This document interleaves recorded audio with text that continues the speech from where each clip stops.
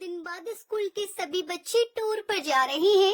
मैंने तो मैम से मना कर दिया, लेकिन मैम कह रही थी कि पढ़ाई के साथ साथ हमें म्यूजियम और हिस्टोरिकल प्लेस के बारे में देखना चाहिए और जानना चाहिए। हाँ ठीक ही तो कह रही थी मैडम। अरे हमारी बिटिया किसी भी चीज में पीछे नहीं होनी चाहिए। तुम टूर पे जरूर जाओगी। हाँ बेटा, और मैंने तो तेरे लिए नया यूनिफॉर्म भी सील दिया है, इसलिए तुझे अब चिंता करने की कोई जरूरत नहीं है। Thank you mummy papa. आप जैसे माँ बाप हर किसी को मेरी हर छोटी छोटी ख्वाहिशों को पूरा करने के लिए आप दोनों दिन रात मेहनत करते हैं। वैसे ही मैं जल्दी ही कामयाब होकर आपके हर एक सपने को पूरा करूँगी। टुनटुनी मिडिल क्लास फैमिली से थी। उसके पापा कुली थे और उनको दूसरों का बोझ उठाने का जो भी काम मिलता वो करते और उससे पैसे मिलते थे, वो उसी से अपना घर चलाते थे। वो लोग वही स्टेशन के पास किराए का घर लेकर रहते थे। ऐसे ही हंसी खुशी टुनटुनी का परिवार चल रहा था। टुनटुनी के पिता टुन्नू चुड़ा बहुत ही विनम्र और दयालु स्वभाव के पक्षी थे। वो हमेशा दूसरों की मदद किया करते थे। ऐसे ही एक दिन एक अंधी पक्षी अपने बच्चे को लेकर स्टेशन पर ट्रेन आने का इंतजार कर रही थी। तभी अचानक से उसका पैर फिसल जाता है और उसका बच्चा पटरी पर गिर जाता है। माँ मुझे बचाओ, माँ बचाओ मुझे। अरे बेटा कहाँ हो तुम? गोलू, मेरे बच्चे कहाँ हो तुम? गोलू।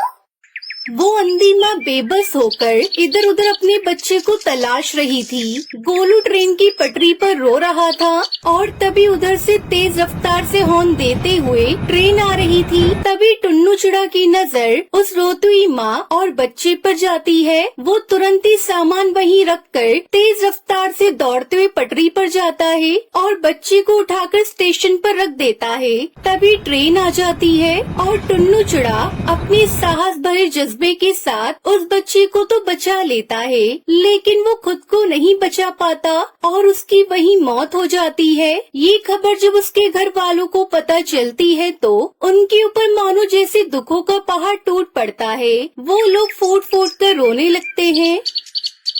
माँ पापा हमें छोड़कर कहाँ चले गए? माँ हमारा क्या होगा? माँ कौन मेरी हर इच्छा को पूरी करेगा? अब मुझे कौन पढ़ा लिखा कर अफसर बनाएगा? वहीं टुनटुनी की माँ टूनी की भी तबीयत खराब हो जाती है। अब घर की सारी जिम्मेदारी टुनटुनी चिड़िया पर आ जाती है। ऐसे ही एक महीना बीत जाता है। माँ मैंने दाल और रोटी बनाई है, चलो माँ थोड़ा सा खाना खा लो। तुम खा लो बेटी, मुझे भूख नहीं है। माँ अगर आप नहीं खाओगी तो फिर मैं भी नहीं खाऊंगी। थोड़ा सा खा लो ना माँ। आपको इस तरह देखकर पापा को भी अच्छा नहीं लग रहा होगा। प्लीज माँ खा लो। उसके बाद टूनी चिड़िया थोड़ा खाना खाती है। इसी तरह समय बीत रहा था। इस बीच टुनटुनी का 10वीं का रिजल्ट आता है और वो अपने पूरे स्कूल में टॉप करती है। माँ आप तो खुश हो ना? काश आज पापा होते तो वो कितना खुश होते। पर देखना माँ, मैं जल्दी ही आगे की पढ़ाई पूरी करके अपने पापा का नाम रोशन करूँगी। टुनटुनी ये सब कह रही थी कि तभी वहाँ पर उसका मकान मालिक कड़कनाथ सेठ आ जाता है। देख टुनटुनी, अब तुम दोनों अपने रहने के लिए कोई दूसरा ठिकाना ढूंढ लो, क्योंकि यह घर मैंने किसी और को किराए पर दे दिया है। मालिक, घर देने से पहले एक बार आप हमसे पूछ तो लेते। यह मेरा घर है और इस घर में किसे रखना है यह मुझे तुमसे पूछने की जरूरत नहीं है। तुम्हारा पति एक अच्छा पक्षी था, इसलिए मैं अभी तक चुप था, लेकिन अब और नहीं। अब तुम दोनों माँ बेटी ये घर खाली कर दो। उसके बाद दोनों माँ बेटी रोते हुए घर से निकल जाती है।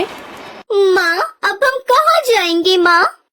जहाँ भी किस्मत ले जाए बेटी। चल बेटी मेरे साथ चल।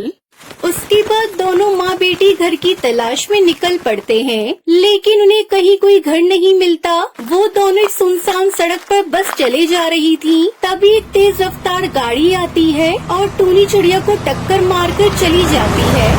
माँ ये आपको क्या हुआ माँ?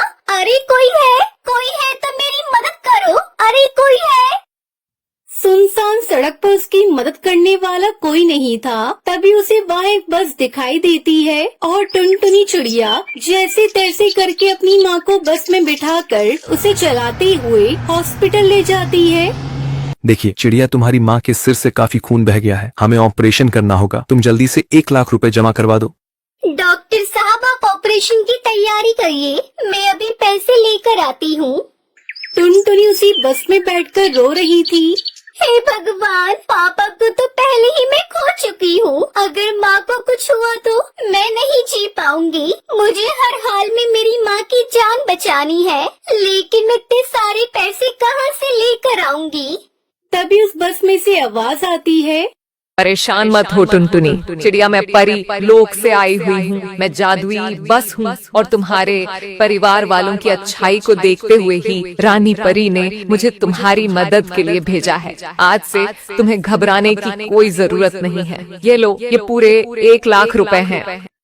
जादुई बस, मैं तुम्हारा ये एहसान कैसे चुका पाऊंगी? थैंक यू बस, तुमने मेरी ऐसी मुश्किल समय में मदद की जब मेरा साथ देने वाला कोई नहीं था। उसके बाद टुनटुनी वो पैसे लेकर अपनी माँ का इलाज करवाती है। कुछ दिनों में उसकी माँ ठीक हो जाती है। फिर जादुई बस टुनटुनी चिड़िया से कहती है, अब तुम दोनों माँ बेटी जल्दी से मेरी बस में जाकर बैठ जाओ, मैं तुम्हें एक चमत्कार दिखाती हूँ। उसके बाद वो बस खुद ब खुद एक बस घर के रूप में बदल जाती है। टुनटुनी, आज से ये घर तुम्हारा है। तुम अब यहाँ अपनी माँ के साथ आराम से इस बस घर में रह सकती हो। और हाँ, तुम्हें इस घर में किसी भी तरह की कोई कमी नहीं होगी। वो सब तो ठीक है जादुई बस, लेकिन ये बस घर तो शहर से काफी दूर है। फिर मैं अपने स्कूल कैसे जाऊंगी? बस इतनी सी बात, मैं हूँ ना, मैं भला किस दिन काम आऊंगी। उस दिन के बाद से टुनटुनी और उसकी माँ जादुई बस घर के साथ हंसी खुशी रहने लगती है। उन्हें अब किसी भी चीज की कोई कमी नहीं होती और जादुई बस हर कदम पर टुनटुनी की सहायता करती है।